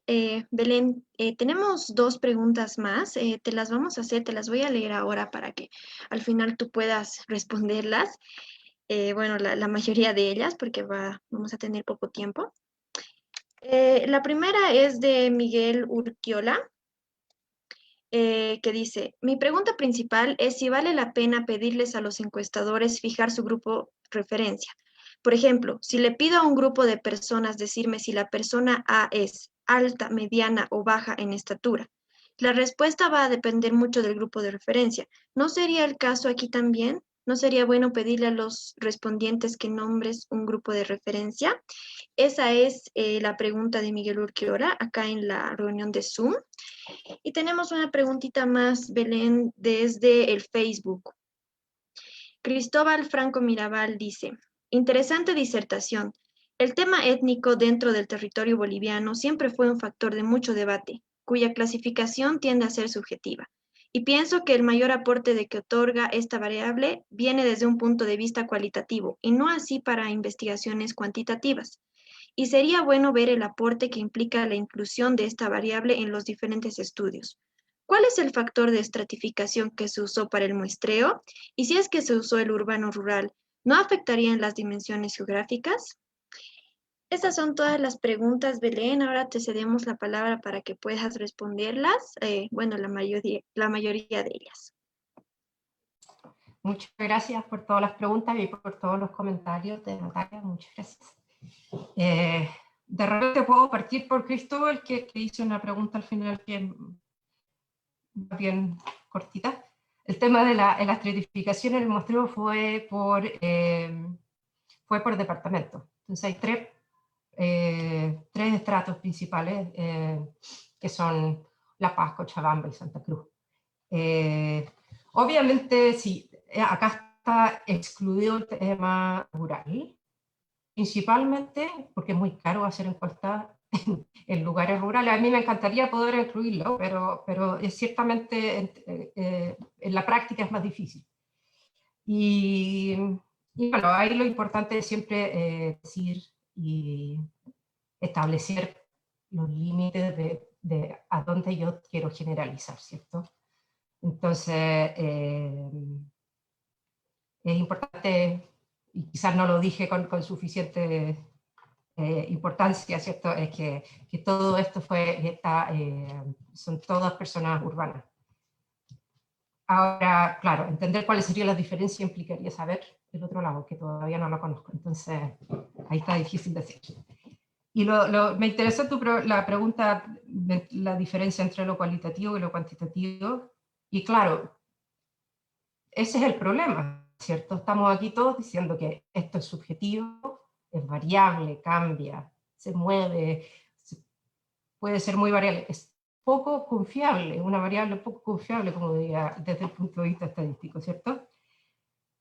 Y claro, yo podría decir, quizás esta no es una variable para usar en estudios cuantitativos. Que sí, estoy hasta cierto punto de acuerdo, pero al mismo tiempo, desde un punto de vista de políticas públicas, nosotros queremos estimar estas diferencias. Queremos saber cuáles son si existen diferencias que nosotros podamos medir en términos de ingresos, de educación, que podamos medir si existen brechas en salud o en cualquier otra cosa. Entonces, eso es siempre, es como el desafío de esta investigación, o de la gente que investiga desigualdades étnicas y raciales. En el fondo, por un lado, queremos saberlo, porque necesitamos saberlo, para monitorear desigualdades, para definir políticas públicas, etcétera, ¿cierto? Pero al mismo tiempo tenemos estas complicaciones metodológicas, y por eso, en el fondo, es importante estudiarlas, y no decir, ok, esta variable la ocupo, sí o no. No es solo un problema de ocupar o no esta variable o la otra, ¿cierto? Sino es, en el fondo, cómo podemos entender las desigualdades. Entonces, claro, ese es el punto difícil donde cualquier investigador que está estudiando desigualdades étnicas y raciales está, ¿cierto? Por un lado, tú quieres estimar esto, por otro lado, tenemos que reconocer que esta variable es muy complicada. Respecto a la pregunta de Miguel, yo creo que sí, que efectivamente en algún minuto puede ser una referencia, el grupo de referencia de los encuestados. Yo tengo yo tengo la información de cómo ellos se identifican, pero por ahora lo que quiero hacer, en el fondo, yo sé que todas estas cosas tienen un efecto, no es que yo crea que no tengan un efecto, pero lo que yo quería hacer en este primer artículo es una clasificación que solo tome en cuenta las diferencias culturales, ¿cierto? En el fondo, tratar de entender cuáles son estos tipos de modelos, más allá de las decisiones o cómo los factores individuales influyen en eso. Ahora, de que se puede hacer, se puede, es cosa de incluir las variables. Pero, claro, para el modelo que yo estaba ocupando, integrar esas variables me hace más complicado o sea, no me hace un favor muy grande. Y me complica en el fondo encontrar estos grupos sin incluir variables demográficas. Entonces, de nuevo, ahí era el desafío, ¿cierto? Por un lado, cómo encontrar heterogeneidad, por el otro lado, cómo encontrarla sin depender de dimensiones conocidas, ¿cierto?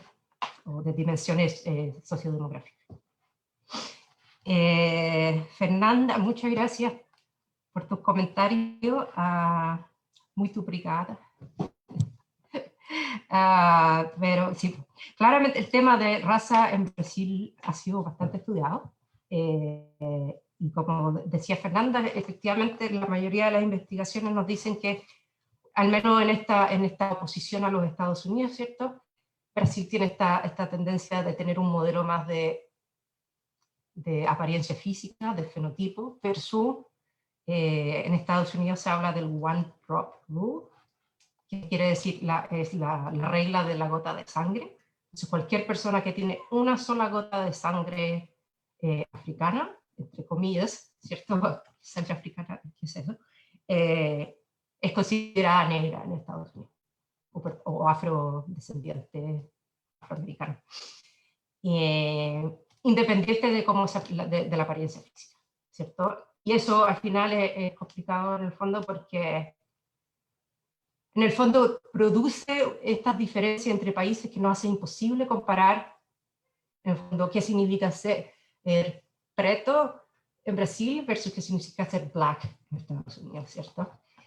Y claro, y esto lo sabemos que distintas culturas, sociedades tienen distintos entendimientos de raza y etnicidad. Pero lo que yo quería saber también era dentro de una misma sociedad, ¿cierto? Como tú decías, ¿por qué dentro de una misma sociedad podemos encontrar distintos modelos? Y ahí lo mío es más una crítica como al concepto sociedad, en el fondo. Cuando uno dice sociedad, ¿es Bolivia una sociedad? ¿Es Sudamérica una sociedad? ¿Dónde uno hace el corte de cuál es la sociedad y cuál es no? ¿Cierto? Es complicado.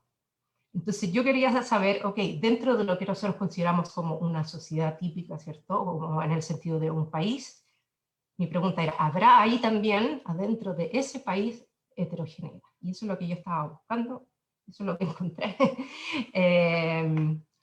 Pero en el fondo, a eso quiero ir. En el fondo, cuando yo me pregunto, ok, ¿cuáles son las diferencias entre sociedades? Hay un supuesto de qué significa sociedad que no estamos explicitando, ¿cierto? Y cuando decimos eso, o lo mismo con la palabra cultura, cuando decimos, ok, para esta cultura, entonces hay un supuesto detrás de esa afirmación, hay un entendimiento de qué significa cultura, qué significa sociedad, ¿cierto? Que no está siendo explícita. Y yo creo que eso es más complicado de lo que en general los cientistas sociales lo hacen ver, ¿cierto? Y yo creo que es perfectamente posible que dentro de lo que uno considera una sociedad, así como una unidad en ese sentido, puedan existir estas diferencias. Y en el fondo es un poco como... es una idea de entender cómo la cultura puede ser... hay gente que utiliza una expresión que dice a working misunderstanding, un malentendido que funciona, ¿cierto? Entonces, en el fondo eso era un poco lo que yo quería tratar de medir, ¿cierto? ¿Hasta qué punto estamos hablando con las mismas palabras de cosas muy distintas? Y bueno, y ahí entender cómo va a funcionar eso, y bueno, y con la pregunta de Natalia sobre cohesión social, ¿cierto? Es interesante tratar de pensarlo en ese sentido, cómo juntamos todo esto y cómo pensamos una sociedad, cohesión social, integración social, entendiendo que, número uno, tenemos poblaciones diferentes con mucha diversidad, y no solo eso, sino que entendemos esa diversidad de forma distinta. Esa es una gran pregunta. Que es interesante pensarla.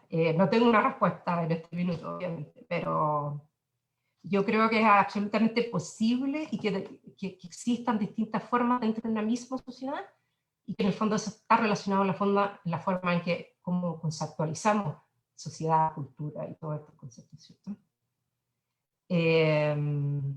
¿Es posible sacar lo subjetivo? No estoy tratando de sacar lo subjetivo. Acá es la cosa, es que somos los investigadores cuantitativos que creemos que podemos tener una probabilidad de algo subjetivo, ¿cierto? Entonces, es lo que estoy tratando de hacer. ¿Podría llegar yo a una medida de tener cuál es la probabilidad de que esta persona, dadas sus características, sea identificada por otros en su subjetividad como perteneciente a una categoría u otra? Entonces, la idea no es sacar lo subjetivo para nada, sino es tratar de hacer una medición de lo subjetivo, que es, ¿cierto?, lo complicado. Algunos comentarios. Bueno, Natalia tiene muchas preguntas muy interesantes. Cuando dijo que es espiritóloga, yo dije, acá van a preguntar de fragmentaciones. Es un problema clásico de la ciencia política, ¿cierto? ¿Hasta qué punto las desigualdades son una consecuencia de la misma fraccionalización étnica de la sociedad. Porque si tenemos que una sociedad muy diversa, puede ser que las personas no quieran, como dicen los cientistas políticos,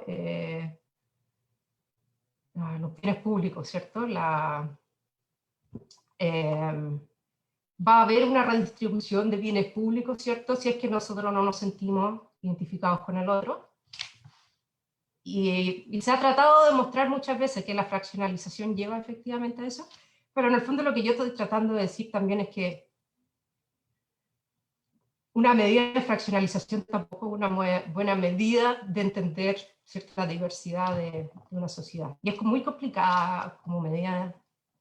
Y creo que, al menos de toda mi lectura de todo este tema en las ciencias políticas, finalmente siempre se llega como un tema medio metodológico detrás.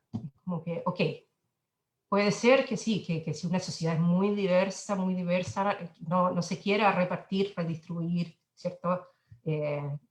Los recursos de la sociedad. Pero al mismo tiempo, ¿qué tanto la fraccionalización misma es un resultado de esa diferencia de bienes públicos, de redistribuciones, ¿sí? Entonces, claro, es como nuevamente ese problema un poquito circular.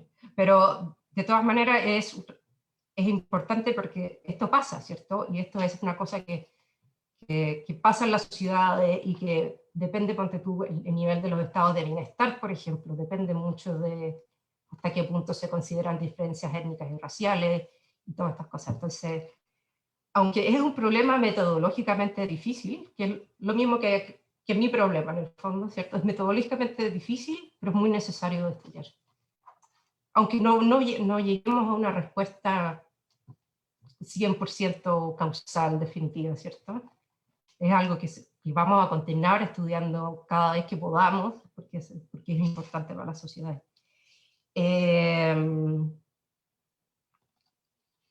También me preguntaste por el punto de referencia, ¿cierto? En el fondo yo tengo esa información, pero todavía no la incluyo en el análisis y estoy pensando todavía cómo hacerlo, ¿cierto? Entonces por ahí, claro, pensar todas estas preguntas. Lo otro era de los componentes. ¿Por qué tradición es tan importante para el componente 1, ¿cierto? Para el primer componente. Yo en el artículo al primer componente lo describí como un entendimiento muy militante de qué significa ser indígena. Y creo que va por ahí la cosa. Este grupo, que es muy pequeño, que es solo 10%, está localizado principalmente en La Paz, que es la base política, ¿cierto?, del fascismo, hasta cierto punto, ¿cierto? Es principalmente ellos mismos se identifican como indígenas, y esto no está todavía en el artículo porque lo estoy todavía analizando, pero también su identificación política es mucho más a la izquierda que el resto de los grupos. Entonces, yo veo a ese grupo que ellos ven tradición más que como tradición, ¿cierto? Es como como considerarlo como autoidentificación, ¿cierto? Quien dice que se interesa en tradición, claramente está diciendo que él es indígena o ella. Solo él en este caso, ¿no? Eso para hacer un comentario respecto de, porque también me preguntaste de edad y sexo, ¿cierto? ¿Qué pasa con esas variables? Solo en las viñetas solo se incluí hombres, porque el tema de género me complicaba mucho incluirlo, por temas prácticos, metodológicos, pero también porque el tema de etnicidad también tiene mucho que ver con el género. Y precisamente lo que tú me decías, ¿cierto? Las mujeres con las polleras. Entonces yo decía, ok, si yo quiero describir entonces, pero el tema de la pollera y el tema estético que comentaba Fernanda, ¿cierto? Es muy diferente para hombres y mujeres. Entonces, decidí, y fue una decisión metodológica, al final dije, me voy a concentrar, solo voy a preguntar por hombres, para no meterme en este tema de la pollera, ¿cierto? Que me era como complicado definirlo, no sabía cómo, me era complicado, porque yo también creo que el tema estético es fundamental aquí. Pero cómo darle esa información a alguien sin estar tratando de guiar la respuesta en el fondo es súper difícil. Entonces, al menos por ahora, el tema de género y etnicidad lo estoy tratando de dejar un poco de lado, tratando de aislarlo de esta pregunta, porque si no se me va a hacer muy grande, ¿cierto? Pero bueno. Entonces, eso. ¿Por qué tradición es tan importante entonces para ese grupo? Yo creo que es un tema súper militante y que es súper... Y por eso, y este grupo apareció porque estas fueron las semanas antes de las elecciones. Y yo creo que era un momento de tensión política donde esta gente al menos, ¿cierto?, siguió una regla súper específica y decidió decir que la tradición es igual a ser indígena, ¿cierto? Y que apoyar, que abrazar, ¿cuál es la palabra? Acoger y aceptar la tradición es como la dimensión más importante de la etnicidad, ¿cierto? Y que eso coincide muy bien con el tema político del MAS y todo eso que era lo que quería ver.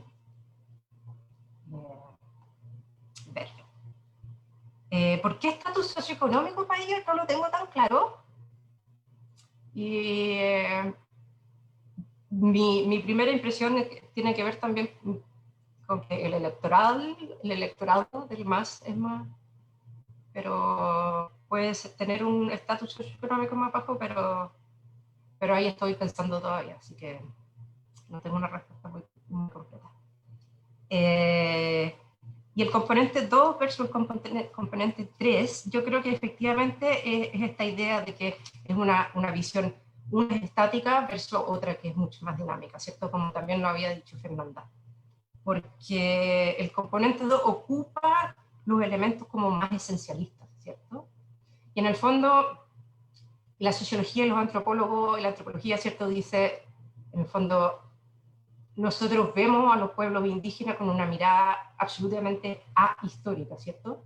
Ellos no tienen historia, están detenidos en el tiempo, ¿cierto? Y en este tiempo están detenidos en el mundo rural, hablando un lenguaje que nadie más habla y no sé, utilizando o con color de piel distinto. En el fondo, la capacidad de cambio y de movilidad ahí es muy baja.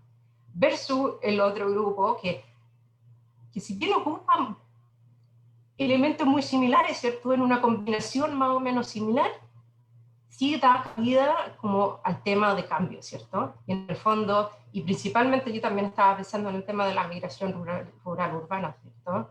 Esta es gente que en el fondo se siente identificada con eso, que ellos no van a dejar su identidad étnica porque se fueron a la ciudad, ¿cierto?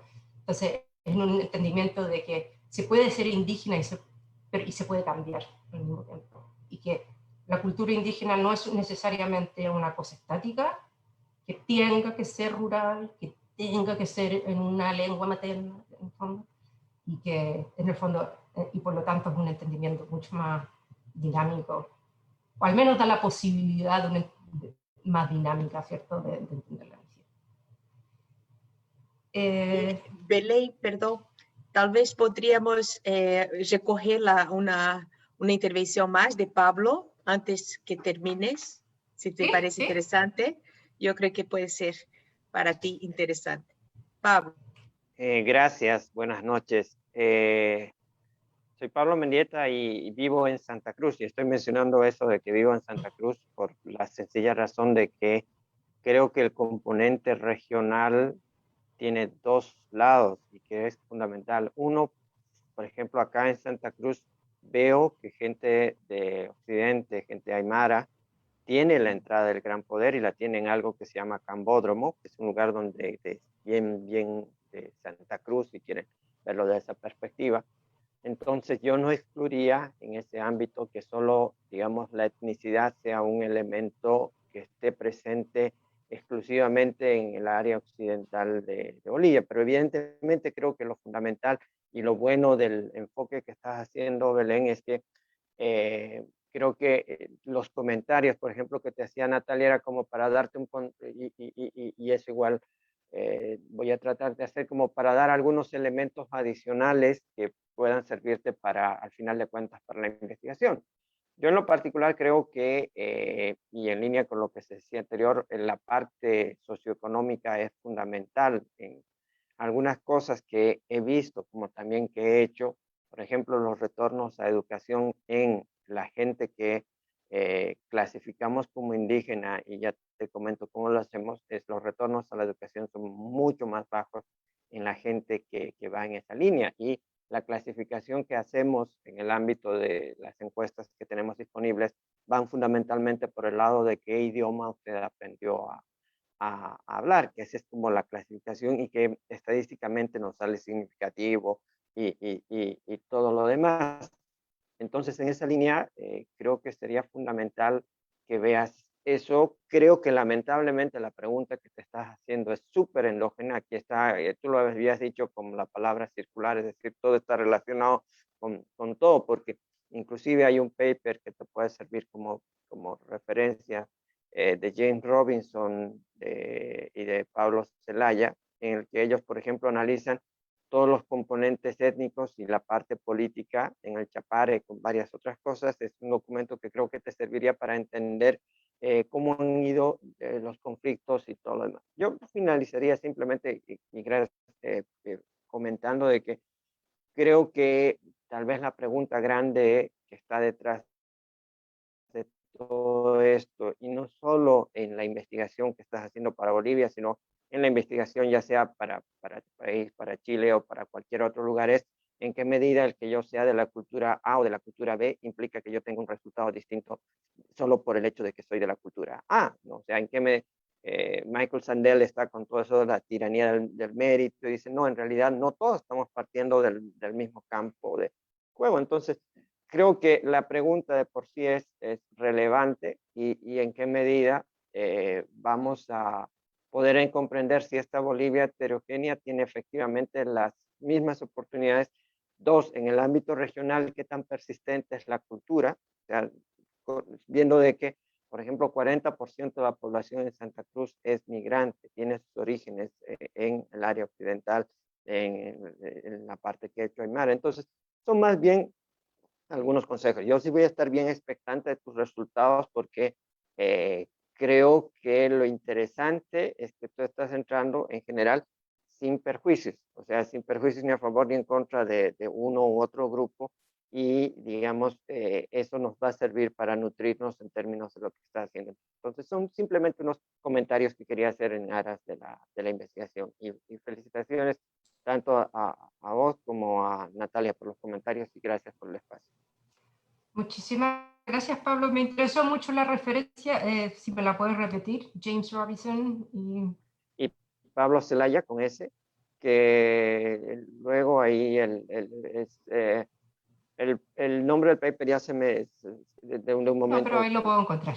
Ahí lo puedes encontrar, pero sí está con un video y todo, lo presentó en la CEA, en la CEA en Guayaquil. Así que fue un keynote address allá, y te puede servir para comprender esa relación entre la parte cultural y la parte política, ¿no? Que la hacen muy bien y con todo ese tipo de cosas. Sí. Muchas gracias, Pablo. Un comentario así general, porque el tema, sí, pues, del tema regional. Claro, mi idea no era decir,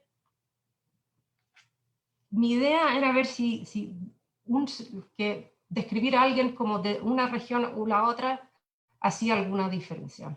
Esa era la única pregunta más, y no tenía una connotación de decir, mira, aquí el mundo indígena es solo del lado occidental o oriental, ¿cierto?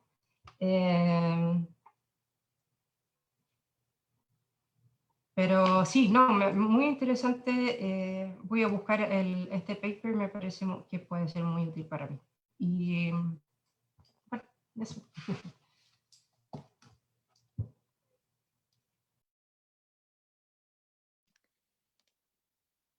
Perfecto. Muchas gracias, Belén, por haber respondido a las preguntas del público.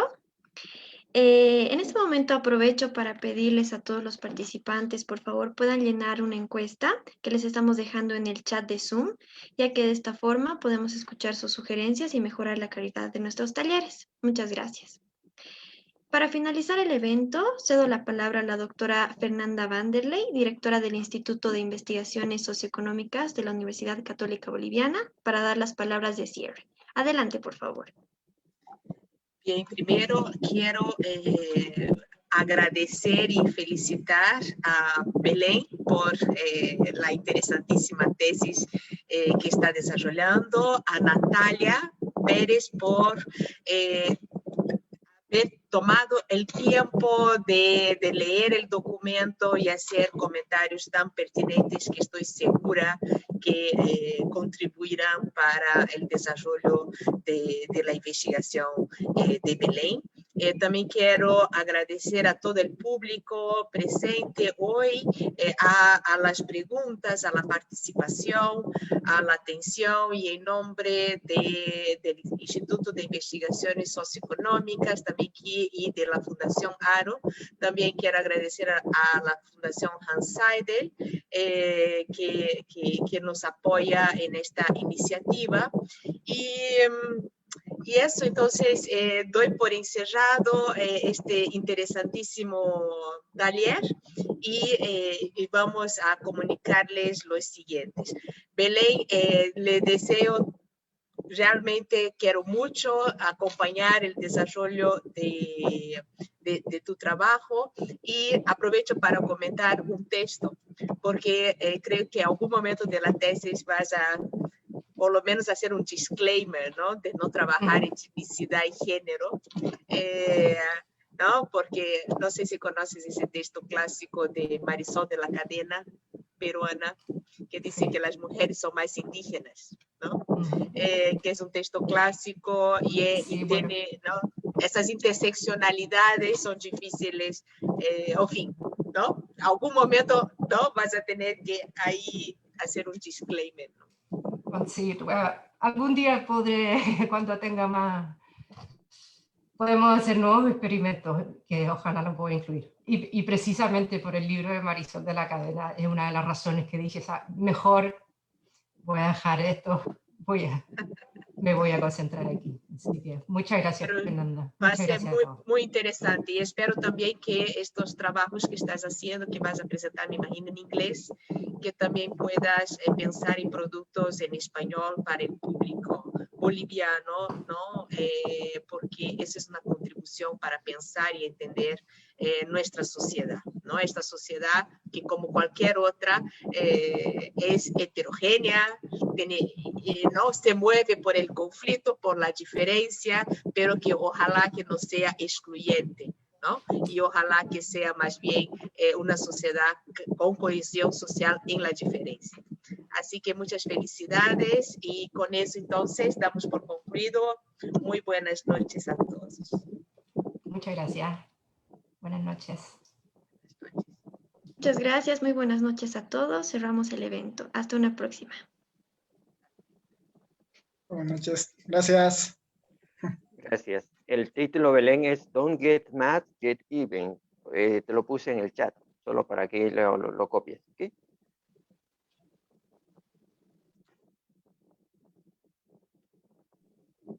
Chao a todos, que estén bien, buenas noches.